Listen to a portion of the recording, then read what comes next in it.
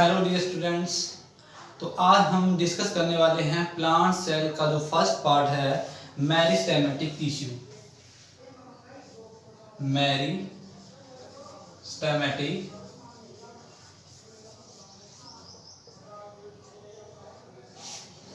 Tissue. आज हम meristematic tissue के बारे में पढ़ेंगे कि ये किस टाइप की सेल से बना होता है और जिस सेल से ये टिश्यू बना होता है उसकी क्या प्रॉपर्टी रहती है और इसके जो पार्ट है, जो 3 पार्ट है, उसका क्या फंक्शन होता है। तो देखिए, सबसे पहले मेरिस्टेमेटिक टिश्यू आपको पता ही होगा, मैंने प्रीवियस लेक्चर में बताया था। वो टिश्यू जो प्लांट के अंदर कंटिन्यू सेल डिवीजन करवाती रहती है, यानी जिस टिश्यू के अंदर कंटिन्यू सेल डिवीजन चलती रहती है उस टिश्यू को मेरिस्टेमेटिक टिश्यू कहा जाता है। और प्लांट के अंदर जो ग्रोथ होती है वो इसी टिश्यू के कारण होती है। प्लांट के अंदर जितने भी टाइप की ग्रोथ होती है, चाहे उसकी लेंथ हो गई, ग्रेथ हो गई, या उसके अंदर फ्रूट का आना, नए नए लीव्स का आना, नए स्टेम का आना, ये सारे के सारे मेरिस्टेमेटिक टिश्यू के कारण होता है। तो आइए अब हम जान लेते हैं कि इस टिश्यू के अंदर प्रेजेंट जो सेल है उसकी क्या प्रॉपर्टी होती है। पहले हम इसका नेचर जानेंगे। What is the nature of meristematic cell. तो देखिए, the cell of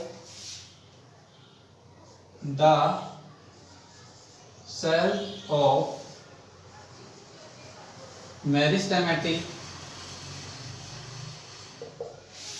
tissue divides continuously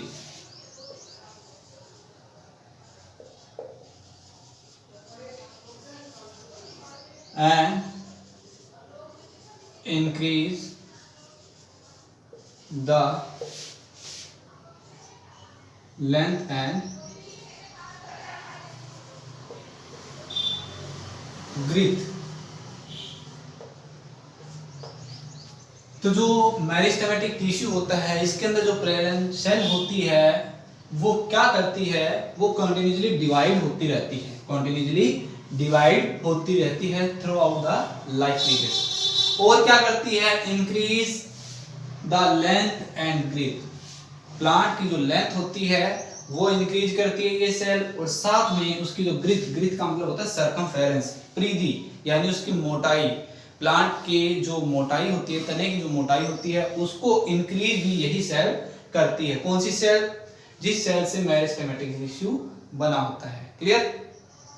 अब देखिए, जो हमारे पास मेरिस्टेमेटिक सेल है इसकी कुछ एक प्रॉपर्टी होती है, कुछ एक कैरेक्टरिस्टिक होती है, वो हम थोड़ा जान लेते हैं। तो देखिए, characteristic of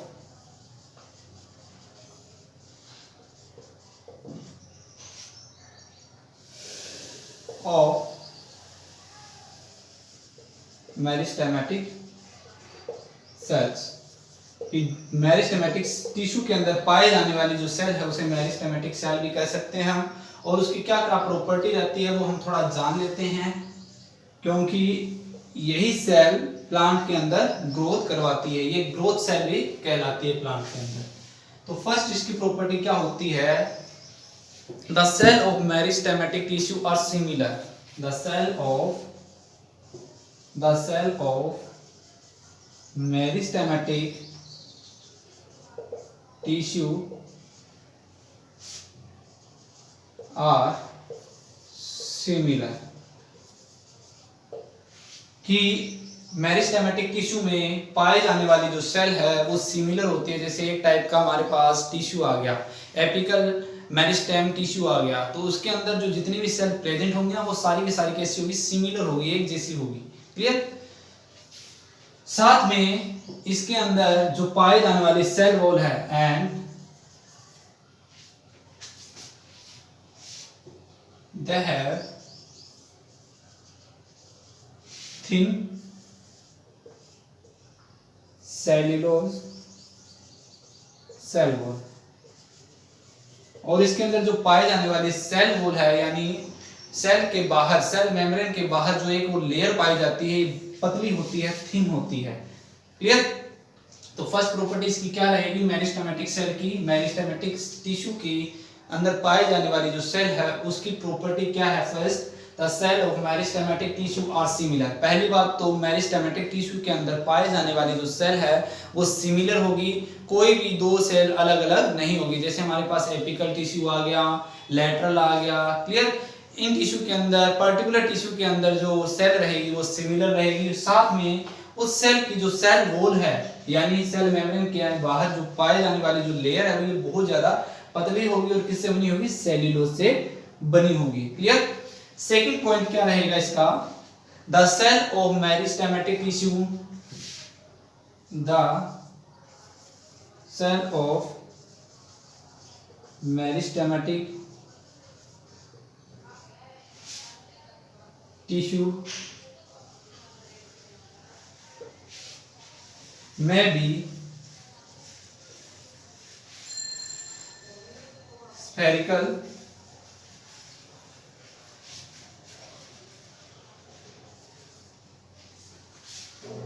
oval and polygonal in shape। और जो मेरिस्टेमेटिक टिश्यू है इसके अंदर पाए जाने वाली जो सेल है उसकी शेप कैसी कैसी रहेगी? वो स्फेरिकल हो सकती है, वो ओवल शेप भी हो सकती है, ओवल का मतलब अंडाकार, या फिर वो पॉलीगोनल का मतलब वो रेक्टेंगुलर भी हो सकती है, या फिर पेंटागोनल भी हो सकती है, हेक्सागोनल भी हो सकती है, ऑक्टागोनल भी हो सकती है, कैसी भी हो सकती है। यानी इसकी शेप कैसी भी हो सकती है, spherical, Oval, polygonal, clear. Next इसकी प्रॉपर्टी क्या रहेगी? जो मेरिस्टेमेटिक सेल है इसकी प्रॉपर्टी थर्ड क्या रहेगी? each cell have each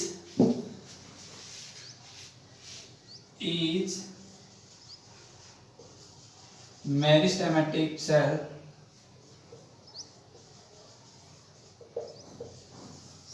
have dense cytoplasm and have large single nucleus. और जो सेल होती है, जैसे मान लेते हैं ये वाली हमारे पास मेरिस्टेमेटिक सेल है, इस सेल के अंदर जो न्यूक्लियस होगा वो सिंगल होगा और कैसा होगा? बड़ा होगा। और इस सेल के अंदर बहुत ज्यादा क्वांटिटी में क्या पाया जाता है?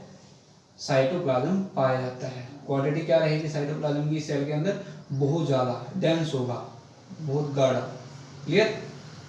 तो क्या है?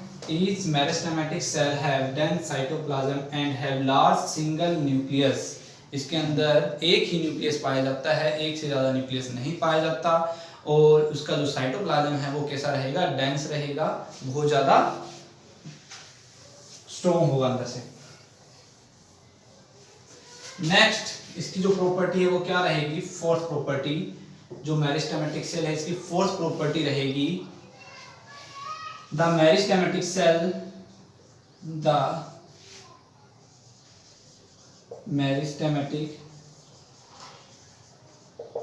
cell have very less vacuoles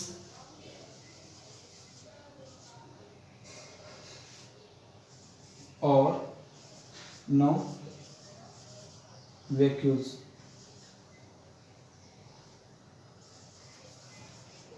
कि जो मेरिस्टेमेटिक सेल होती है इसके अंदर पाए जाने वाले वैक्यूल्स की क्वांटिटी या तो बहुत ज्यादा थोड़ी होगी, बहुत ज्यादा कम होगी, या फिर उस सेल के अंदर कोई भी वैक्यूल्स नहीं पाया जाएगा। ये प्रॉपर्टी होती है किसकी? मेरिस्टेमेटिक टिश्यू के सेल की, कि उसके अंदर पाए जाने वाले सेल है वो कैसी होगी, clear. Now we will discuss the part of meristematic tissue. You know that the meristematic tissue have three parts. Meristematic tissue have three parts, that is apical meristematic tissue,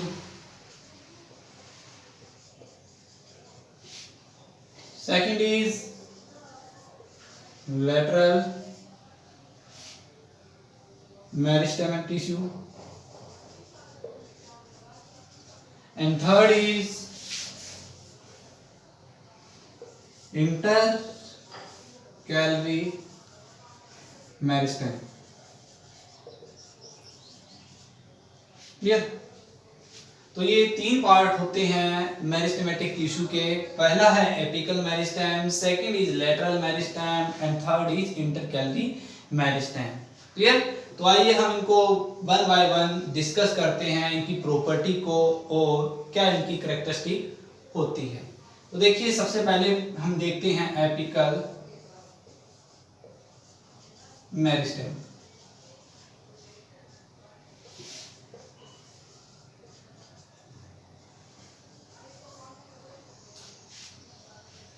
जो एपिकल मेरिस्टेम टिश्यू होता है ये पाया जाता है growing part of plant, कि जो plant का ग्रोविंग पार्ट है वहीं पर ये वाला टिश्यू पाया जाता है। These tissue are present in these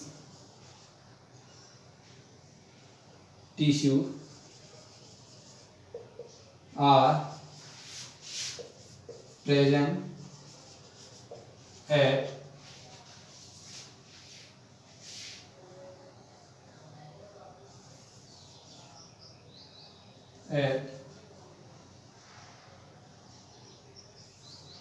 tip of growing part of the plant, कि जो एपिकल मेरिस्टेम है ये कहाँ पाया जाता है, ये टिश्यू कहाँ पाया जाता है, जो टिप होती है growing part of the plant, जो प्लांट का ग्रोविंग पार्ट है उसकी जो टिप होती है, या फिर tip of the stem and root, या फिर tip of the stem and root. These tissue are present at tip of stem and root। जो रूट और जो स्टेम होती है उसकी जो टिप है वहां पर ये वाला टिश्यू पाया जाता है। अब इसका जो फंक्शन है वो क्या होता है, फंक्शन क्या रहेगा इसका, it increase the length of plant, it increase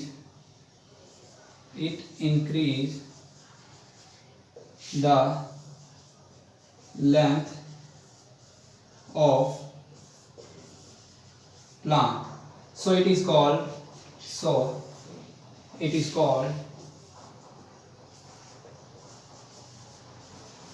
primary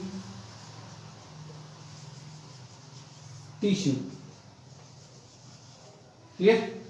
देखिए पहली बात तो जो एपिकल मेरिस्टेम है वो कहाँ पाया जाता है, एपिकल मेरिस्टेम पाया जाता है टिप ऑफ प्लांट के, टिप होती है कौन सी, स्टेम, और जो रूट है उसकी जो टिप होती है वहां पर ये वाली टिश्यू पाया जाता है। और इस टिश्यू का काम क्या होता है, इस टिश्यू का काम होता है प्लांट की लेंथ को इंक्रीज करना।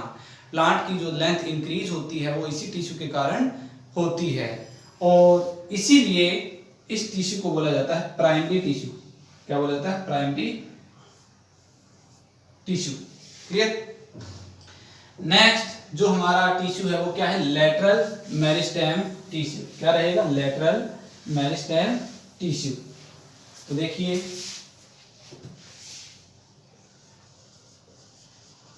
लेटरल मेरिस्टेम टिश्यू, जो लेटरल मेरिस्टेम टिश्यू है ये वाला टिश्यू है ये पाया जाता है beneath the bark of trees। It present, this tissue is present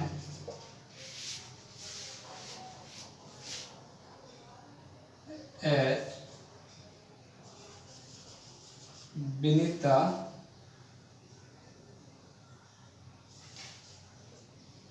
bark of trees। जो ये वाला टिश्यू है ये कहाँ पाया जाता है, प्लांट की जो स्टेम होती है उसके बाहर एक छाल पाई जाती है, सूखा हुआ पार्ट पाया जाता है, सूखी लकड़ी पाई जाती है, उस लकड़ी के ही नीचे पाया जाता है ये वाला टिश्यू, लेटरल मेरिस्टेम, उसी के नीचे पाया जाता है। बीनीथ द बार, बार का मतलब छाल, जो पौधे की छाल है, पेड़ की जो छाल है, उसके नीचे ये वाला टिश्यू पाया जाता है। क्लियर?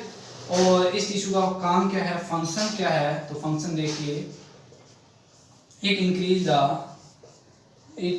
इंक्रीज द diameter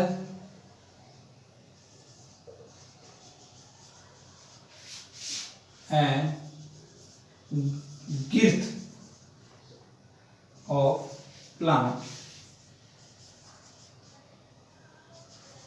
जो प्लांट की गिर्थ और जो डायमीटर होता है, जैसे ये कोई हमारे पास प्लांट है, थोड़ा सा इसको इरेज कर लेते हैं, यहाँ बना लेते हैं। जैसे ये हमारे पास एक प्लांट है, क्लियर? ये इसकी जो स्टेम है, इस स्टेम का जो डायमीटर, जैसे मान लेते हैं ये इसकी स्टेम की शेप है, तो इसका जो डायमीटर होता है और साथ में इसका जो सरकमफेरेंस होता है, स्टेम की जो मोटाई होती है, वो इसी टिश्यू के द्वारा इंक्रीज होती है। यानी जो पेड़ की मोटाई होती है, तने की जो मोटाई होती है पौधे के अंदर, वो किसके कारण इंक्रीज होती है, लेटरल मेरिस्टेम के कारण। और ये जो मेरिस्टेम टिश्यू है कि कहाँ पर पाया जाता है, beneath the bark of tree, जो पौधे की छाल है, पेड़ की जो छाल है, उसके नीचे ये वाला टिश्यू पाया जाता है। लास्ट इसका जो पार्ट है, इस टिश्यू का जो पार्ट है, वो है इंटरकैलरी मेरिस्टेम, इंटरकैलरी मेरिस्टेम।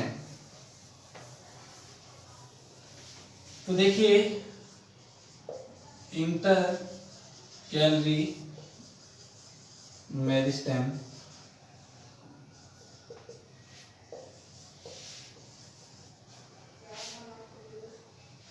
जो ये वाला टिश्यू है, ये इंक्रीज करता है जो other organ of the plant, it increase the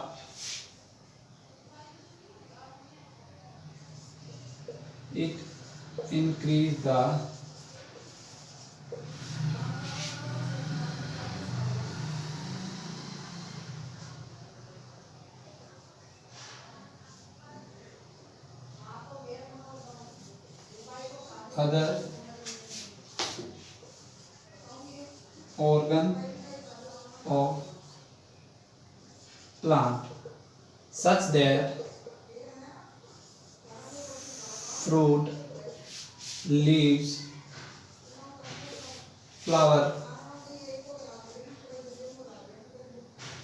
etc.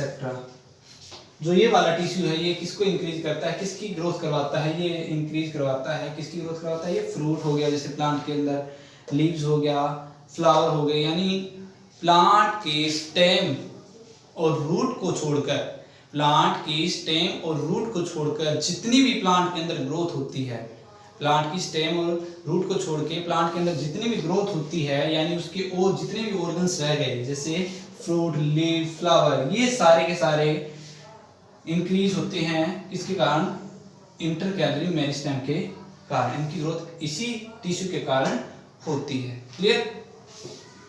और फंक्शन तो पता चल ही गया होगा, ये इसकी ग्रोथ करवाता है। क्लियर? तो ये थे हमारे मेरिस्टेमेटिक टिश्यू के पार्ट और उनके फंक्शन।